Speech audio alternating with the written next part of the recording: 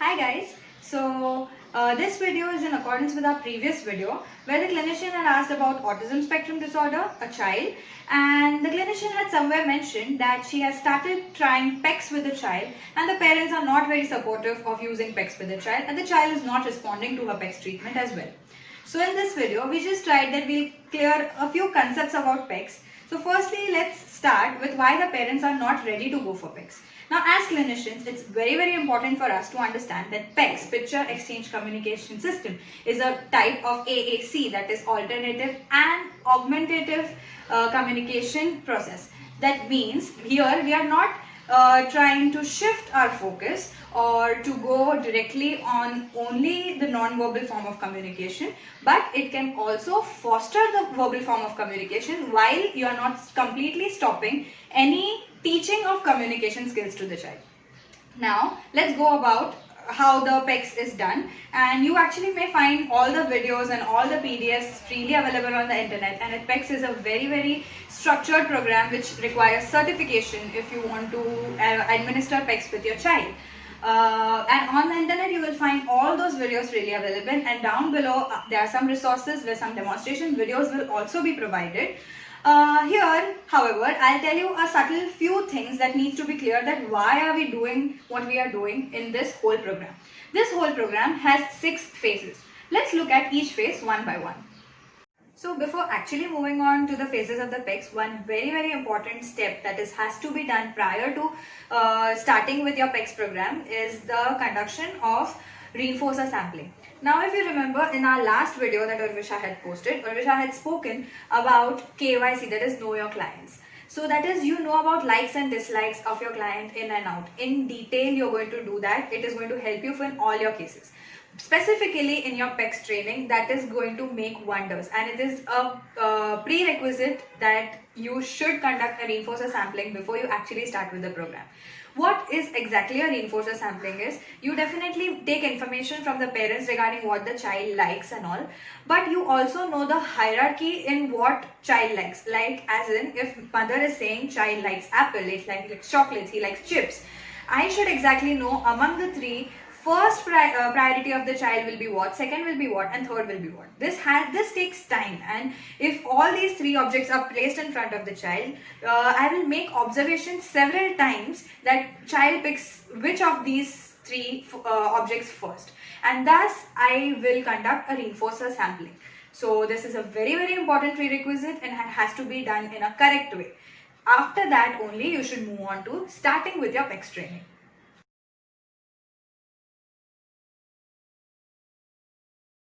So what happens in the phase 1 is, there will be a therapist, a clinician, your child, and the communicative helper or the communicative partner, which can be your caregiver. Now you exactly know what the child likes, dislikes. So you start with something that the child likes, maybe an object or an eating item or anything. You play with it in front of the child. You entice the child with that object. So the child definitely will want to reach out to that object. Now in front of the child there is a table on which the picture card of that same object will be placed. Now as I am playing with that object in front of the child, I will also provide an open hand cue in front of the child, and as the child is going to try to reach to the object, Nambada with her physical assistant make the child reach out to that card and give it in my open hand, in the therapist's open hand. As soon as the child gives the card in my hand, I immediately give that object to the child back, and that will be kind of a reinforcer for the child. Now there will be no verbal prompt that you are supposed to do this or you are supposed to hand the picture. You are not supposed to do that. The child has to learn this, that when he gives the card, he gets an object. Every time you are going to hand your object, you are also naming that object or you are naming that picture card. That means your language stimulation goes on every time. Though you are not expecting the child to say the word back, but the child definitely learns to associate the picture, the word and the object, and thus language is built up unknowingly. Now, after this phase is complete, after child learns this, the physical prompting will be faded away slowly, and also the open hand that I'll keep, that will be faded away. So whenever the child wants this, he will hand me over the picture and I will give the object or the thing to the child. So this is the end of phase 1.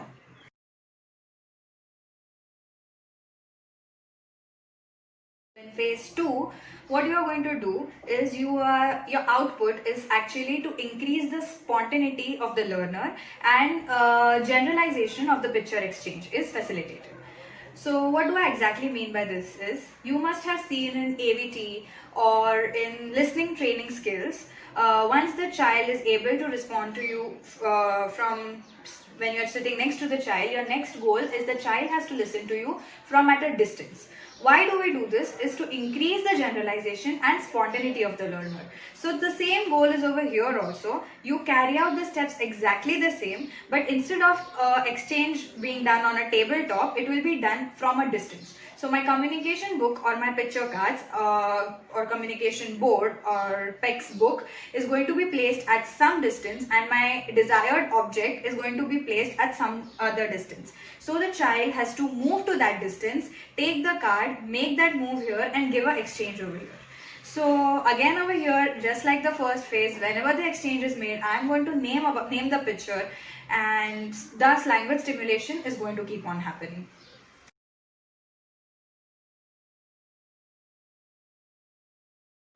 So in this phase 3, it is divided into 2 as we just saw, and you will get to know why the reinforcer sampling was very important in this phase. So first, in phase A, what I'm doing is I am just putting a highly preferred and a strongly non-preferred item in front of the child, and the child has to be choosing the preferred item over the non-preferred item, and the exchange has to be made.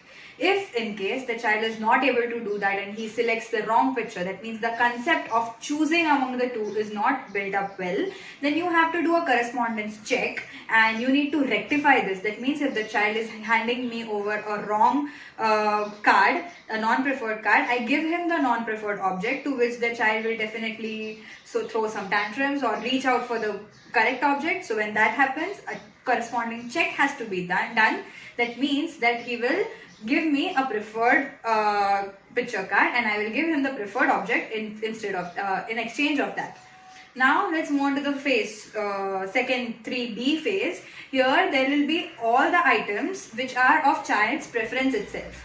So when the multiple items are there, the concept of choosing has to be very clear with the child. So child will choose a picture among that, and child will choose the object among all those objects also.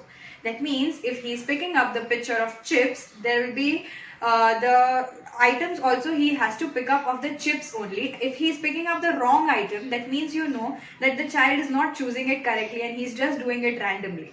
So when this happens, this corresponding check, that means you give both the options to the child. The pictures are also given as option, and the desired items are also given as an option, where the child will only pick the preferred item and I will not be handing over the preferred item to the child.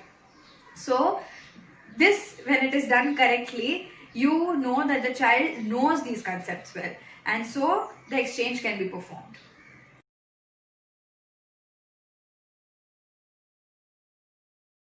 So in this phase 4, what happens? It's similar to building or improving the mean length of utterance, MLU of the child. Okay, so what you do is you introduce a I want picture to the child. You teach that I want picture to the child, and along with the I want picture, you have another reinforcer picture or the picture of the desired object to the child. What you basically do is use multiple pictures and you are going to attach it on a strip. It is called a communication strip. So first you will place the I want picture on that communication strip, and along with that, whatever the child wants, for example chips, so he will place the picture of chips next to that. He will take off the entire communication strip and he will exchange the entire strip with me. So it's a sentence. Whenever he exchanges that strip with me, I will read along each picture for the child. So I'll read that I want chips. When I say that, when that language stimulation is given, only after that I'll hand over the desired object or the thing that the child is asking for. I give it to him and then reinforcement occurs. So this is the way you're going to do for phase 4.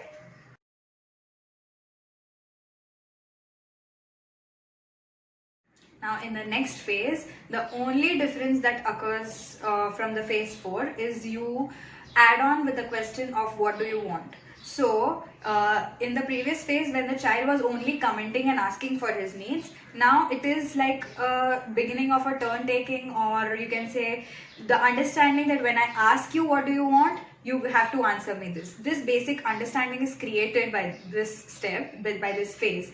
So what happens is, when I'll say, what do you want, immediately the child is going to put the card of I want on that communication strip. Now child won't understand this on his own, so obviously the communicative partner or the helper, the caregiver, is supposed to help.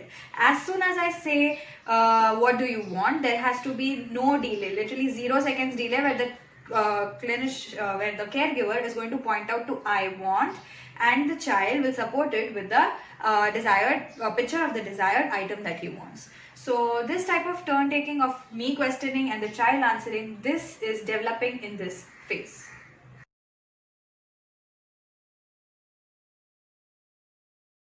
So in this last phase, let's quickly recap what we did. Till phase 4, we were teaching the child to make requests, right? We were asking, or we were expecting the child to himself communicate when he needs something. So we were teaching him to make requests.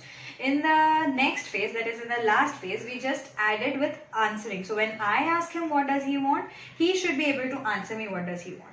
Basically in step 6, you just move a step further. That is nothing but you teach the child commenting spontaneously instead of just making requests and just the question and answering. So you can build upon the attributes and modifications in your communication board, or as you increase the vocabulary, all this can be done. So just for example, instead of just I want water, I can introduce the word hot. That is an attribute, that's a modification, it's an adjective that I'll be teaching the child. So the child might just spontaneously comment the water is very hot or the tea is very hot. So there is no end or extent to which the phase 6 can end actually. You can keep on building, and this is the way all the 6 steps are carried out. So now after knowing 6 phases of PECS and knowing in detail about PECS, you might be able to better appreciate the fact that it is a AAC, alternative and augmentative approach, and using this approach is nowhere going to prevent your child from developing a spoken language. In fact, literature says that it promotes or it facilitates the spoken language. Also, you need to keep in mind it's a clinician's skill to counsel parents regarding the use or beginning with such an approach with a child. All this first depends upon judging or assessing the prognosis of the child. If you think the child is quite old and you have tried various approaches and still it's not working and it's not worth it to wait more for achieving a verbal expression for the child, you can definitely simultaneously start with this approach. So at least some form of communication is developed with your child, and of course facilitation of spoken language will come through. So hope you all find this video interesting and useful, and do give your comments and your feedbacks in the comments down below. Thank you.